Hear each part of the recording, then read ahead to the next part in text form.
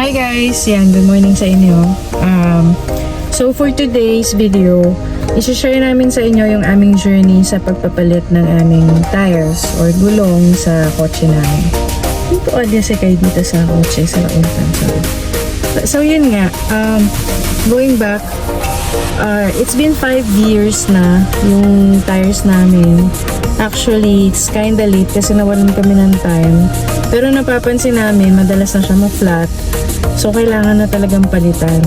Expired na rin yung gulong. So, meron kaming Expander GLS 80 na 2019 model. So, yung gulong namin is talagang expired na 1920, 21, 22, 23, 24. 5 years. As in, 5 years, sulit na sulit. And yung gamit namin na brand is Bridgestone Ecopia.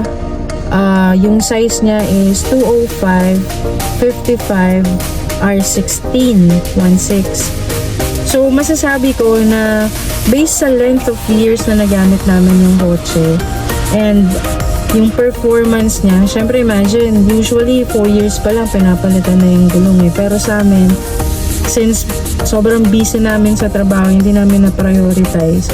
It took us more than 5 years and June, July, August, September, October, 4 months. So 5 years and 4 months bago kami nakapag-upgrade.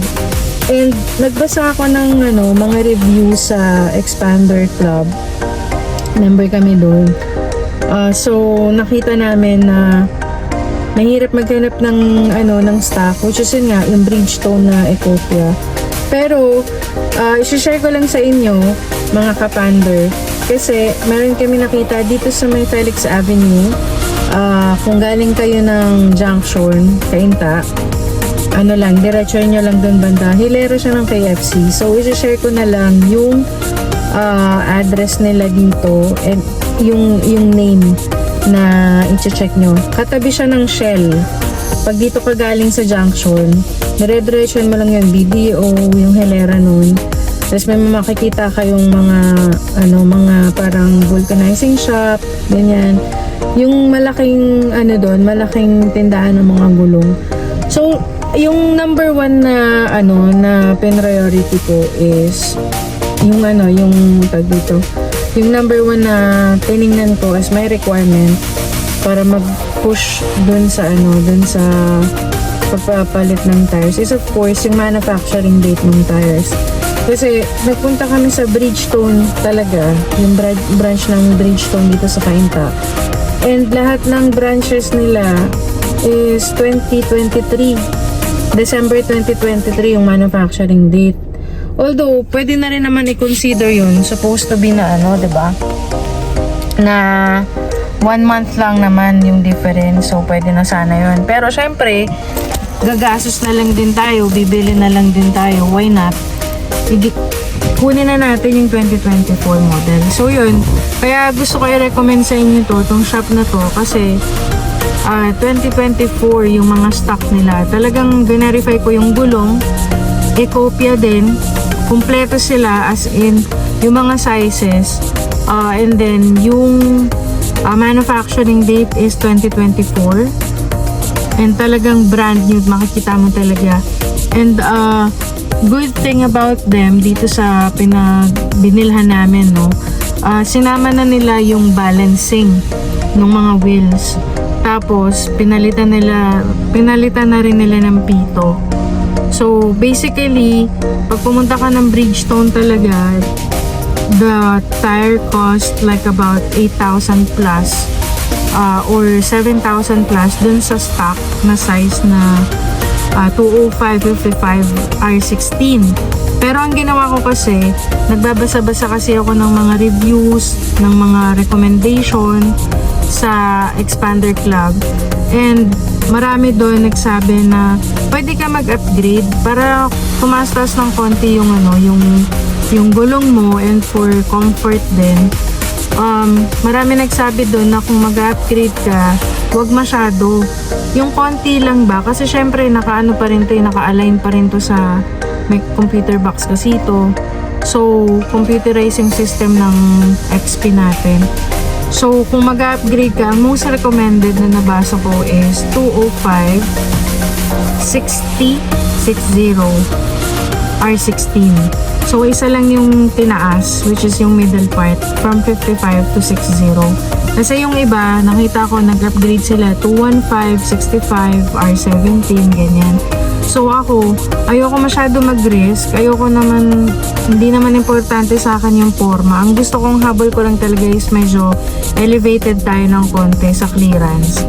Tsaka, medyo mas makapal ng konti yung gulong. So, yun yung habol ko talaga. So, kung i-base ko sa dati, sa ngayon, since ngayon pa lang nakabit, medyo, I noticed medyo parang, okay naman yung comfort niya, kung sa comfort. Pero, inaano ko pa siya, ginagamay ko pa siya. Pero, okay siya, nagtumas yung clearance, all goods naman. And itong shop na to, recommend ko lang sa inyo, no? Binigay nila sa amin ng 5,500 pesos lang each yung gulong. And yung size niya is 205/60 R16. So yun. So highly recommended ko sila, guys. Hanapin nyo sila. And total cost, kasi 5 tires yung pinalitan ko, sinama ko na rin yung stock. Parang nasa 28,250, kasama na yung P2 doon. All in, kasama na yung balance, kasama na yung pagpapalit ng tires, yung pagtanggal, tapos yung sa reserva, kasama na yan lahat. So, sobrang sulit, sobrang mura. And then may warranty rin sila. Binigyan nila ako ng 1-year warranty kung merong oblong or bengkong yung gulong. Ayan, so covered tayo. As long as, of course, hindi siya customer's fault. Like, kunyari, bumangga ka, syempre, natural naman talaga na kasalanan mo yun kung bakit nasira yung gulong mo. Pero kung as time goes by, binigyan nila ako ng 1-year warranty. Pag na-observe ko na parang umoblong siya, bumibengkong siya, nang hindi ka naman nababangga, wala namang problema sa sa pagdadrive mo, dun sa gulong lang talaga, papalitan nila ng brand new yun. So, covered yun. So, yun lang, guys. Sana makatulong. Ako, highly recommended ko talaga ang Bridgestone Ecopia. Yun pa rin, mag-stick tayo dun. Kasi, maraming magagandang mga brands like yung Michelin, yung mga, sabi nila, Dunlop, yung mga Goodyear. Pero, nasubukan kasi namin more than 5 years.